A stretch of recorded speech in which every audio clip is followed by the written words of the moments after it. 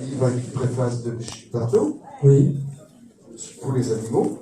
Aussi. Donc, tous les bénéfices de ces deux ouvrages, d'ailleurs même celui-là qui est en vente actuellement, va pour la défense des animaux, et surtout ceux dont on ne parle jamais, les animaux sauvages en particulier, donc ceux qui sont en grande détresse. D'accord. Et vous avez écrit sur un de vos derniers livres, il y a 5 ans, une prévision, du moins 2 prévisions, une sur le président. Et vous avez dit que ça serait Macron, et Macron est passé. Oui. Et puis vous avez prédit 2 virus. 2 virus, et le deuxième, eh ben on va en parler ce soir, justement. Voilà, on en a eu un, mais Entre autres. l'autre n'est pas encore arrivé.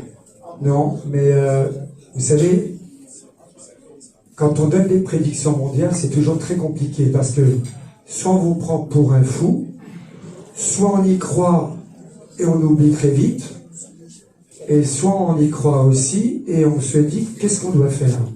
Alors moi je suis pas un magicien, je suis pas un homme de pouvoir. Je pense que, comme je dis tout dans toutes mes conférences, on a chacun un rôle à jouer, et je suis le trait d'union, c'est-à-dire que je donne mes informations, après on en fait ce qu'on veut. Mais je n'ai pas, et ça je tiens à le souligner encore ce soir, je n'ai pas les solutions. Bien sûr. Non, mais parce que beaucoup de gens pensent que quand vous faites de la médiumnité, vous avez les solutions. Non, je pense que, d'ailleurs ça tombe bien qu'on dise ça, puisque cette conférence on va la partager en 2, donc là pour les prédictions mondiales, et la deuxième, eh ben, je vais vous la consacrer, cette deuxième partie, où il y aura quelques personnes qui pourront peut-être me poser des questions offertes. Donc, évidemment, on fera que l'affectif et le professionnel.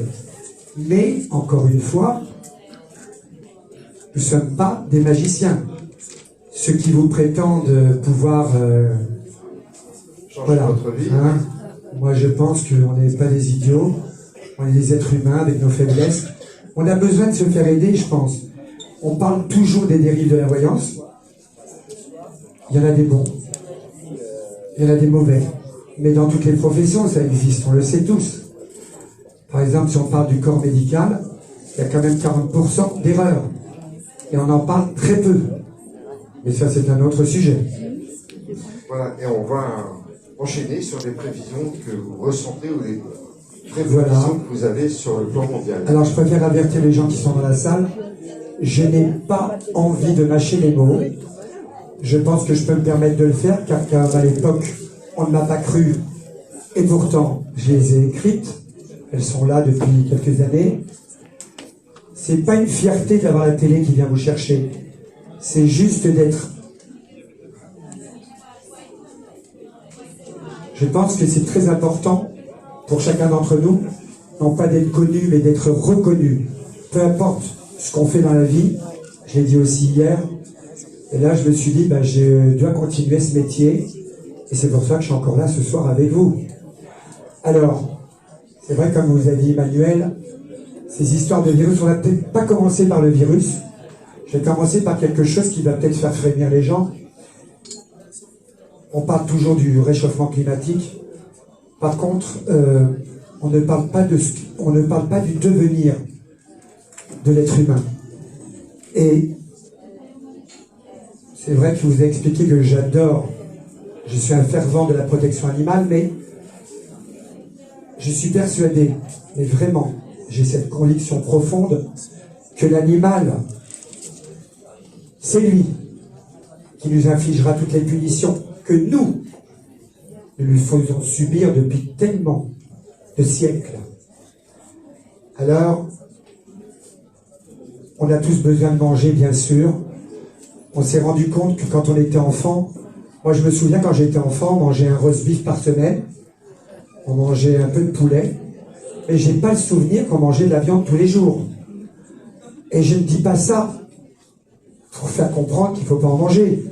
Je dis simplement que, par exemple, les élevages vont être la cause d'énormes problèmes.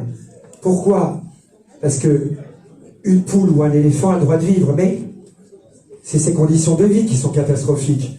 Et le fait de vouloir favoriser justement les animaux d'élevage au détriment des espèces sauvages va forcément, et on est en train de le vivre, créer un déséquilibre.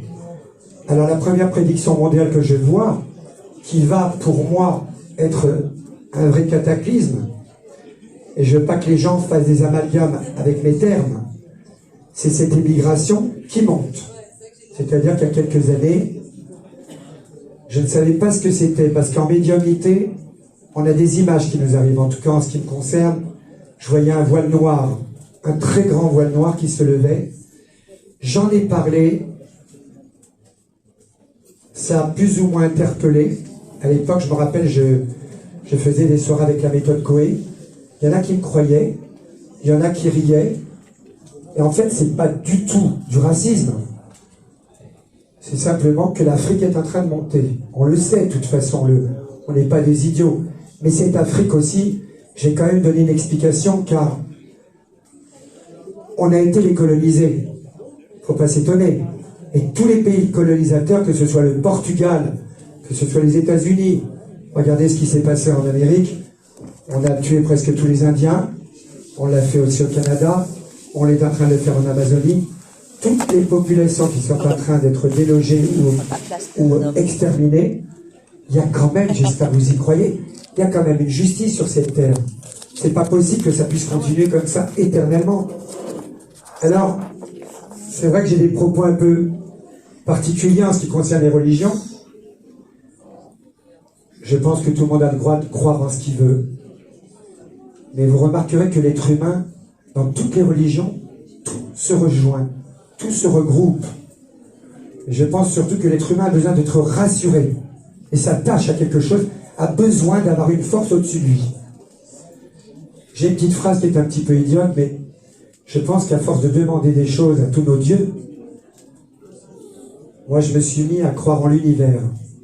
Et je peux vous dire que quand on croit en l'univers, il vous arrive des choses extraordinaires. Mais, je me dis aussi, je dois le mériter, ce que je demande. Tout simplement. Et je peux vous assurer qu'il y a des choses qui arrivent. Cette histoire d'immigration ne sera pas du tout contrôlable